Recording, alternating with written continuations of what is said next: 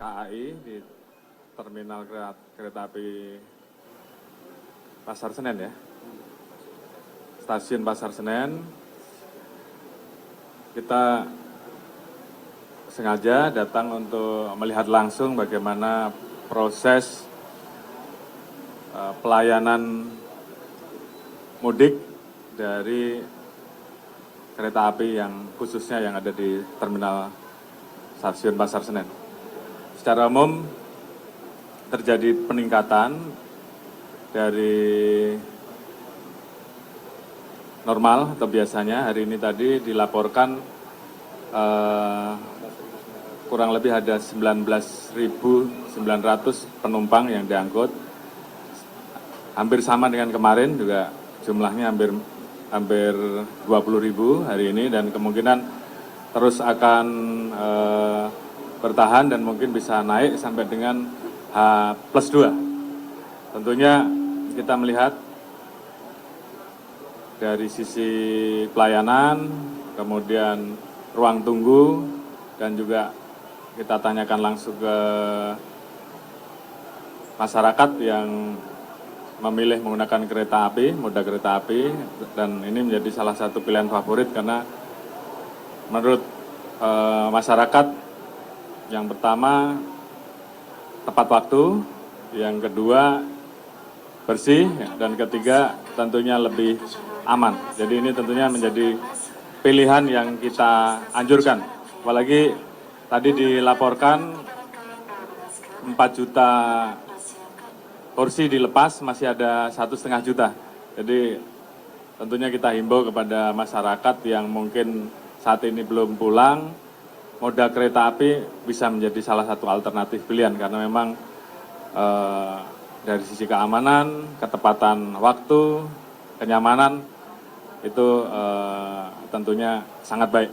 Mungkin itu yang bisa kita sampaikan, dan tentunya terhadap masyarakat yang saat ini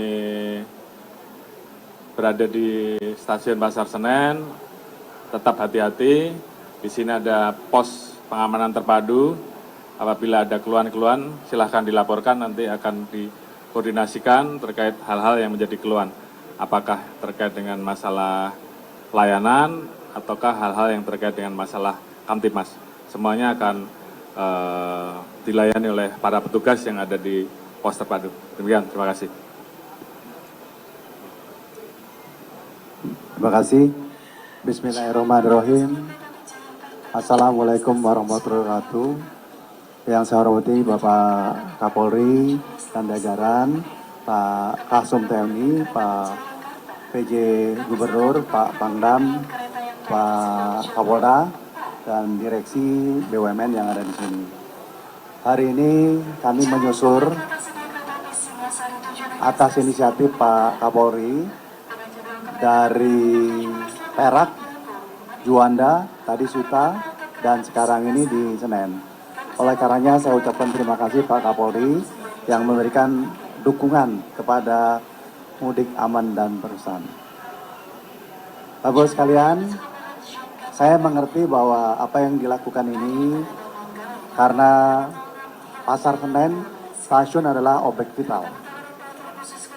Saya mohon dukungan TNI Polri untuk memberikan rasa aman bagi masyarakat, dan juga kita harus berkolaborasi. Bapak Presiden secara menerus melakukan arahan pada kami sejak ratas, sejak mengunjungi Merak, hari ini juga melakukan checking pada kami.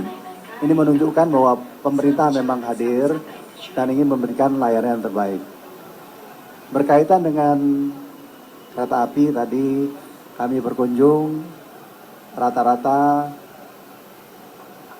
pengguna kereta api adalah pengguna yang memang setia, sangat enjoy, dan kami mengapresiasi karena kereta api tepat waktu, tidak ada bahaya yang merupakan risiko.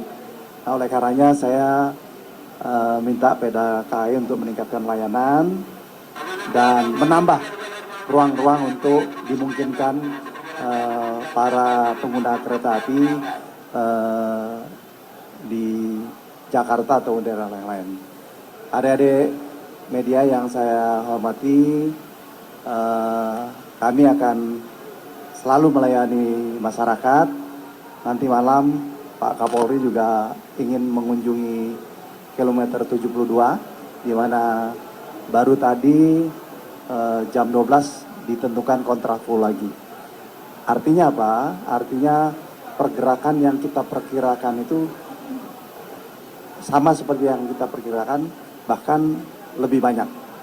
Nah, oleh karenanya kami tetap menghimbau pada saudara-saudara yang menggunakan kendaraan, pastikan kendaraannya fit, orangnya fit, dan juga pada saat mengendara jangan atau memenuhi apa yang direkomendasikan oleh Kakor Lantas. Beberapa hal yang perlu jadi catatan, di Cipali terjadi suatu penyempitan sehingga itu jadi one way ya. Karena one way tentu kecepatannya tinggi dan harus waspada. Juga pasti teman-teman tanya soal Merak seperti apa. Alhamdulillah sampai baru setengah jam lalu di Rut ASDP juga melaporkan bahwa proses berjalan baik. Pada saat itu kami bersama Kapolri meninjau bahwa SOP dan prasarana yang disediakan jauh lebih baik dari tahun yang lalu. Semoga apa yang kita lakukan ini bermanfaat bagi masyarakat dan Allah memberikan jalan yang baik bagi kita. Terima kasih. Wassalamualaikum warahmatullahi wabarakatuh. Dua pertanyaan.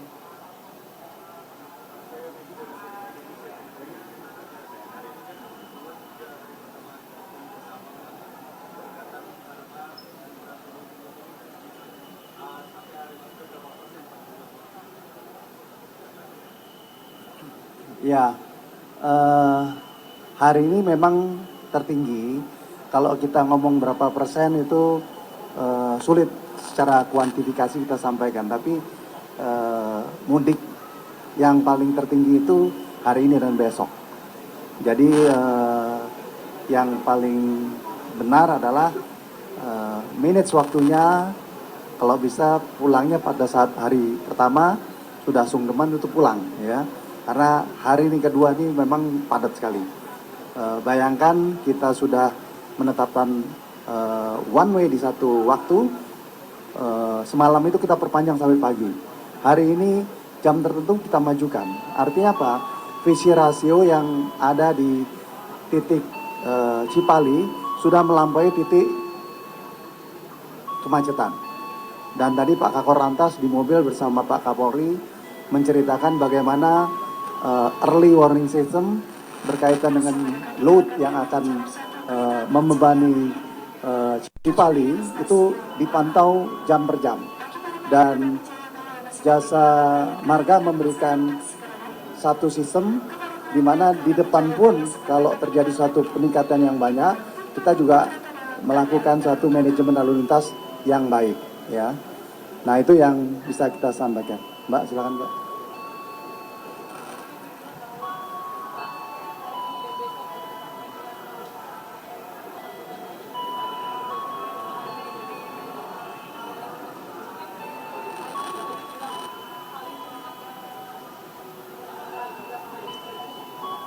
Jadi kalau ngomong paling puncak juga belum tentu. Pak Kapolri ini berjasa dengan kita semuanya. Libur jadi 4 hari, tadinya 2 hari gitu ya. Jadi kita ada hari puncak 4 hari, 18, 19, 20, 21. Ya. Jadi kalau mau aman pulangnya tanggal 22 ya. Jadi kalau puncak besok bisa aja tidak pasti, tapi ini pasti loadnya tinggi terus ya. Mbak, silakan Mbak.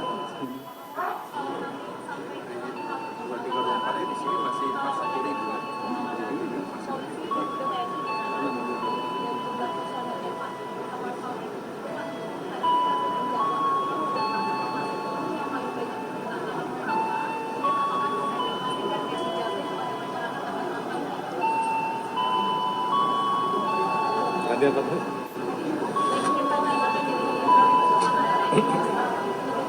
Prioritas pengamanan. Baik. Jadi ini ada dua hal yang harus kita amankan. Yang pertama titik kemacetan. Yang kedua adalah titik-titik yang terkait dengan rawan karena masalah Kamtimas. Tentunya dalam waktu H-3 dan H-2 yang diprediksi menjadi puncak arus mudik, prioritas kita utamanya adalah bagaimana mengelola atau melakukan rekayasa terhadap kendaraan, khususnya moda darat yang bergerak dari arah barat ke timur. Mulai dari Kerawang, kemudian Cikampek, sampai dengan Kali Kangkung, itu tentunya menjadi prioritas kita. Karena memang rekayasa yang dilaksanakan dari mulai yang awalnya normal, kontraflow, mulai tadi malam sampai dengan malam nanti, jam 24, kita terus melaksanakan sistem one way. Artinya memang tidak bisa diselesaikan dengan kontraflow, sehingga mau tidak mau kita laksanakan one way penuh. Dan ini akan kita evaluasi nanti jam 24 malam, apakah kita teruskan atau kita kembali menggunakan sistem kontraflow. Artinya kepadatan mulai meningkat dari mulai tadi malam sampai dengan nanti malam. Jadi mudah-mudahan ini semua bisa kita kelola dengan baik, walaupun padat, namun jangan sampai ada lalu lintas yang stuck, yang tentunya ini akan berdampak kepada masalah kemacetan yang dengan jumlah arus yang besar seperti itu, tentunya ini akan menimbulkan dampak kemacetan yang luar biasa. Kemudian yang kedua, yang tentu kita harus himbau adalah di titik-titik tertentu, di mana masyarakat sudah mengendarai kendaraan lebih dari 4 jam, itu juga potensi kelelahan muncul. Sehingga tentunya apabila dipaksakan akan terjadi potensi laka lantas. Jadi di titik-titik tersebut tentunya di rest area yang dekat wilayah-wilayah tersebut, kita selalu ingatkan agar jangan dipaksakan dan bisa beraktivitas sebentar di rest area ataupun keluar exit, sehingga kondisi pengemudi tetap dalam keadaan optimal. Kemudian yang kedua, terkait dengan titik-titik yang menjadi rawan terjadinya Kamtimas, seperti penyeberangan dari Merak, sekitar Ciwandan, kemudian dari Bakahuni mengarah ke wilayah Sumatera yang lain. Ini tentunya menjadi perhatian kita, dan kita sudah tempatkan personil-personil pengamanan, baik dari Satgas yang akan melaksanakan patroli rutin ataupun yang mengawal masyarakat yang akan meninggalkan pelabuhan Bakahuni. Karena memang dulu itu pernah menjadi keluhan-keluhan, dan saat ini kita siapkan pengawalan, di samping di satu sisi kita siapkan juga patroli, sehingga masyarakat bisa memilih mau siang mau malam untuk mudiknya. Di posisi-posisi tersebut Polri, TNI, dan teman-teman yang lain siap untuk memberikan pengamanan. Gitu. Oke, terkait dengan pengamanan tempat ibadah itu juga menjadi salah satu kegiatan pengamanan yang kita laksanakan. Ada yang merayakan di tanggal 21, ada yang merayakan di tanggal 22, semuanya kita amankan. Yang jelas kita ingin bahwa kegiatan sholat id nanti Polri beserta seluruh jajaran, TNI beserta seluruh jajaran, dan juga teman-teman dari pemerintah daerah, dari Ormas akan ikut bergabung, sehingga seluruh kegiatan sholat Idul Fitri yang dilaksanakan hampir di seluruh wilayah di Indonesia semuanya dapat berjalan. Tim yang lain tentunya terus kita turunkan untuk mewaspadai hal-hal yang tidak diinginkan. Terima kasih. Nah, cukup ini terakhir ya. Benar Mbak, bahwa angkutan massal itu menjadi pilihan masa depan. Berulang-ulang dalam rapat Pak Presiden menginstruksikan kepada kami, kemarin juga bicara tentang angkutan massal, terutama kereta api. Jadi angkutan massal itu adalah angkutan masa depan dan kita akan meningkatkan kapasitasnya. Nah, kalau kita bicara mengenai pertumbuhan dari angkutan massal yang banyak tumbuh, pertama kali kapasitasnya adalah justru udara. Sekalipun jumlahnya itu relatif tidak sama dengan tahun lalu, seperti tahun 2019, jumlah pergerakan di Soekarno-Hatta sudah 1.200. Jumlah penumpangnya juga jauh melebihi 2019. Artinya produktivitas daripada angkutan darat paling diandalkan. Lalu apa yang dilakukan oleh teman-teman udara kami apresiasi. Pak Kapolri juga sudah melakukan tugas remcek bersama. Nah, yang udara ini mungkin ada upside, ada penambahan. Yang akan datang kami juga akan mengundang investor airline agar lebih kompetitif, lebih banyak, sehingga jumlahnya lebih banyak. Yang kedua tentu kereta api. Ya, kereta api sekarang memang kita tergantung dengan rel di utara dan selatan Jawa. Tetapi sebenarnya headway-nya bisa ditingkatkan. Kalau sekarang ini mungkin setiap setengah jam, kita bisa tingkatkan menjadi 15 menit, dan itu berkaitan dengan penaikan kapasitas. Oleh karenanya KAI kami himbau untuk meningkatkan jumlah rolling stock sehingga jumlahnya banyak. Yang ketiga, kapal. Kapal itu sebenarnya favorit juga. Kemarin saat kita di Priok melepas mudik bersama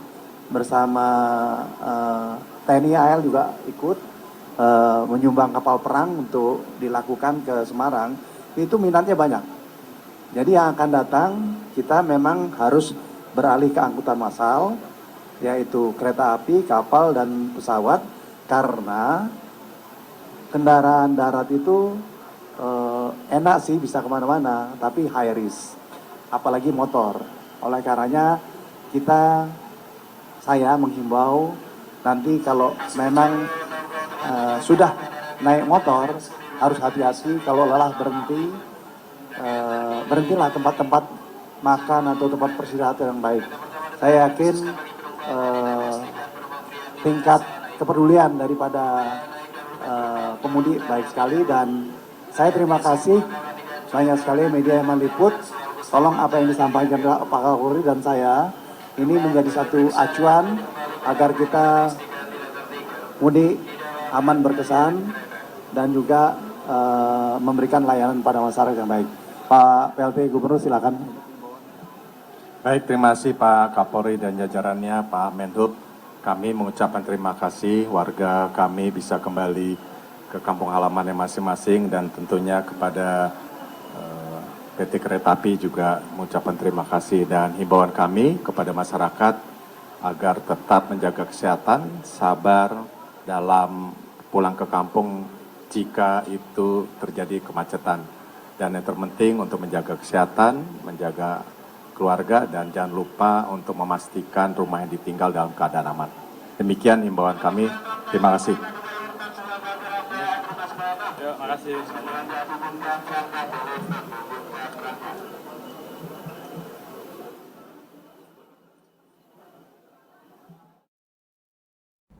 Ya, pemirsa, itulah keterangan pers Kapolri Jenderal Polisi Listio Sigit Prabowo yang didampingi oleh Menteri Perhubungan dan juga penjabat Gubernur DKI Jakarta yang berbicara tentang pengamanan dan juga pengaturan arus mudik pada tahun ini. Sebagai poin-poin yang penting yang dapat kami tangkap tadi, antara lain Kapolri tetap senantiasa mengevaluasi arus mudik yang terpantau hingga saat ini berjalan lancar.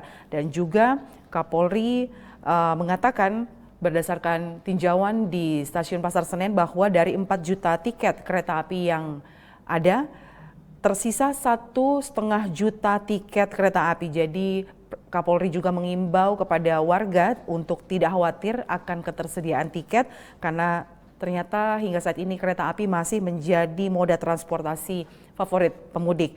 Kemudian Menteri Perhubungan juga mengapresiasi kinerja Polri dalam pengamanan arus mudik tahun ini. Dan pemirsa tetaplah bersama kami, Presisi Petang segera kembali.